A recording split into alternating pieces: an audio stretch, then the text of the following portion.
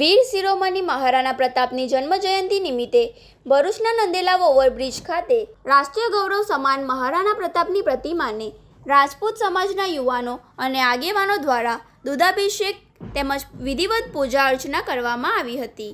આ શૌર્ય દિન નિમિત્તે મોટી સંખ્યામાં એકત્રિત થયેલા ક્ષત્રિય સમાજના યુવાનોએ મહારાણા પ્રતાપના બલિદાન અને પરાક્રમને યાદ કરી પુષ્પાંજલિ અર્પણ કરી હતી.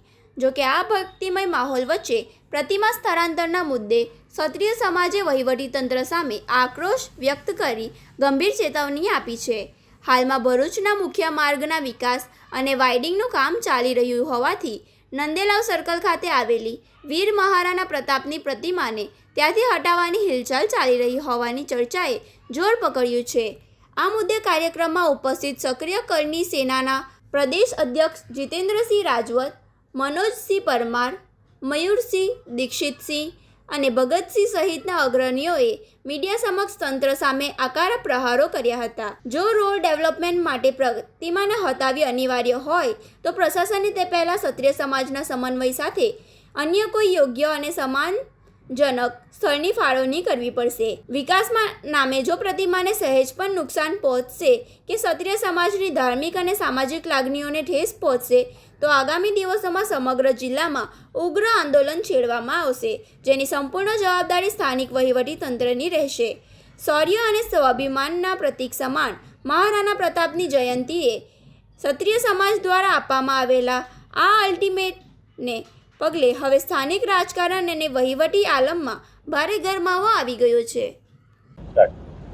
जय माता दी, जय महाराणा, हर हर महादेव। आज महाराणा प्रताप हमारे हिंदुआ सूरज, जिन्होंने हमारे हिंदू समाज के लिए, सनातन के लिए जो हमेशा लड़ते रहे, उनकी आज जन्म जयंती थी। और वो भी विक्रम संवत के हिसाब से, जो तारीख के हिसाब से जो चलती है वो नहीं, आज विक्रम संवत के हिसाब से जो उनकी जन्म जयंती थी उसको हमने आज मनाया। भरूच के सभी क्षत्रियों द्वारा और बाकी दूसरे समाज के भी लोग शामिल है इसमें, और सभी, और उन्होंने सबके लिए काम किया था, सबके लिए गर्दनें कटवाई थी और काटी थी। और अभी हमारा एक ही प्रश्न है कि अभी शायद हमारा ये जो महाराणा प्रताप का जो स्टेचू है, यहाँ पे प्रतिमा है, इसको शायद ये सड़क का जो विकास का हम भी आदर करते हैं, विकास होना चाहिए हिंदुस्तान में, लेकिन हमारी जो ये मूर्ति है, प्रतिमा है, यहाँ से सुनने में ये आ रहा है कि स्थानांतरित की जा रही है, यहाँ से हटाने में आ रही है। हम सरकार से, प्रशासन से एक ही चीज़ बोल रहे हैं कि हमें दूसरी जगह दी जाए और हम वहाँ पे करें आदरपूर्वक। हमारे जो महापुरुष हैं उनकी प्रतिमा को हमको आदरपूर्वक कहीं दूसरी जगह दी जाए, वहाँ पे हम स्थापित करें और अनादर ना हो।